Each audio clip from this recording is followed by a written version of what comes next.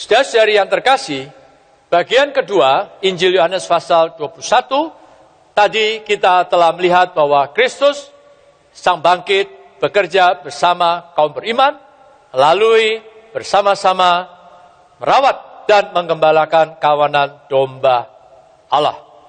Selanjutnya, melalui percakapan Tuhan secara khusus kepada Petrus, kita melihat Kristus Sang Bangkit berjalan bersama kaum beriman dalam penyertaannya yang tidak kelihatan. Untuk itulah, mari kita membaca Yohanes pasal 21, ayat 18 dan 19. Aku berkata kepadamu, sesungguhnya ketika engkau masih muda, engkau mengikat pinggangmu sendiri, dan engkau berjalan kemana saja kau kehendaki. Tetapi jika engkau sudah menjadi tua, engkau akan mengulurkan tanganmu, dan orang lain akan mengikat engkau, dan membawa engkau ke tempat yang tidak kau kehendaki. Dan hal ini dikatakannya untuk menyatakan bagaimana Petrus akan mati dan memuliakan Allah. Sesudah mengatakan demikian, ia berkata kepada Petrus, ikutlah aku.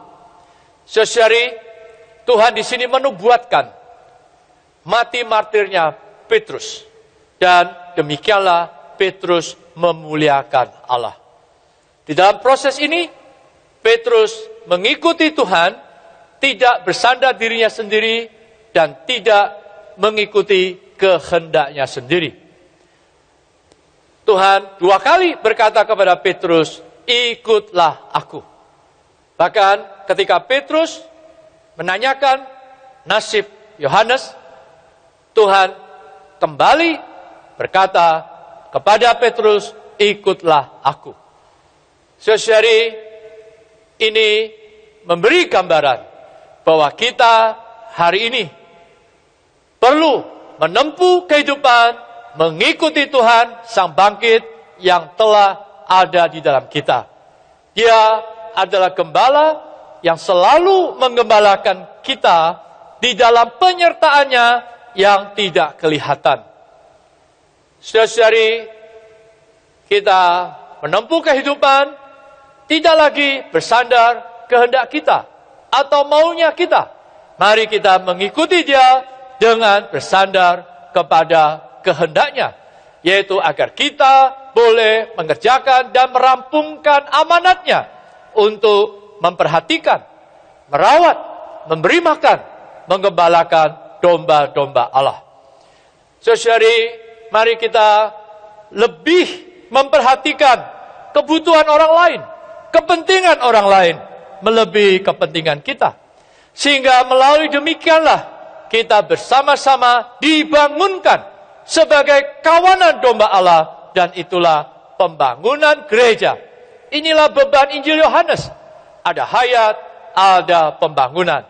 Hayat adalah bagi pembangunan. Percakapan Tuhan terhadap Petrus secara khusus ini bisa digambarkan dengan syair di Kidung nomor 293. Saudari, alangkah baiknya Anda bersama-sama dengan saya menyanyikan kidung ini.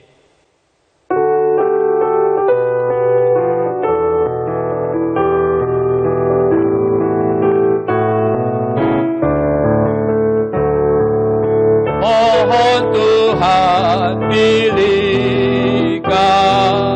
jalan yang ku tempuh. Aku tiada pilihan, hanya mau kehendak-Mu. Jalan yang Kau pilihkan, meski penuh derita, dengan rela ku taat, biar hati-Mu senang. Tuhan jabat tanganku, ingatlah lemahku. Kalau tidak ku bergelut, betapa ku hidup.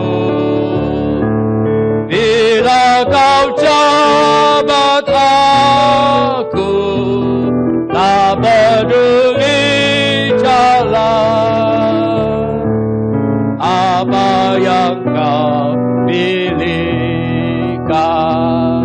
aku selalu rela.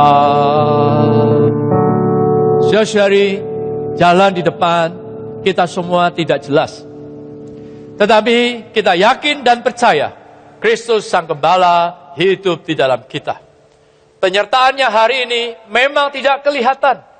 Tetapi kita hanya tahu mengikuti Dia saja. Mengerjakan amanat ini dengan setia. Karena penyertaannya tidak kelihatan. Itulah yang memberi kita kekuatan. Yang memberi kita kasih karunia-Nya. Supaya kita bisa setia. Saudari, suatu hari Tuhan akan menampakkan dirinya secara kelihatan. Itulah saat Tuhan datang kembali. Di saat penyertaannya yang kelihatan, waktu Tuhan datang kembali, itulah yang membuat kita memiliki pengharapan.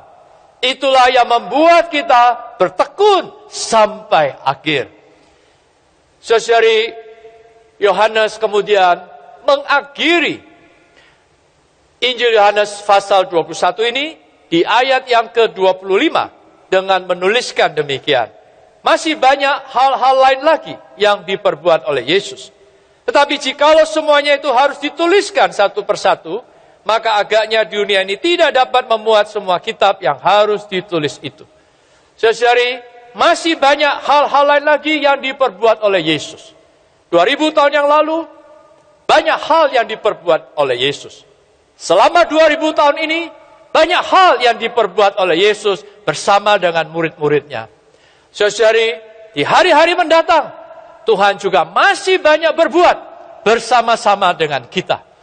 Karena itu alangkah mulianya kita diselamatkan oleh Dia, kita memiliki hayatnya, berbahagia dengan sifatnya. Dia di dalam kita, kita di dalam Dia. Dan Tuhan mau kita menjadi ekspresinya. Mari, di waktu-waktu seperti ini, saudari, kita tidak perlu lagi mengeluh. Kita tidak perlu lagi kecewa. Mari kita kembali kepada amanat yang semula Allah berikan kepada kita untuk kita memperhatikan, merawat, menggembalakan domba-domba Tuhan. Dan demikianlah kawanan dombanya terbangunkan sebagai pembangunan Allah. Kiranya firman Tuhan memberkati kita semua, kasih karunia Tuhan menyertai roh kita. Amin.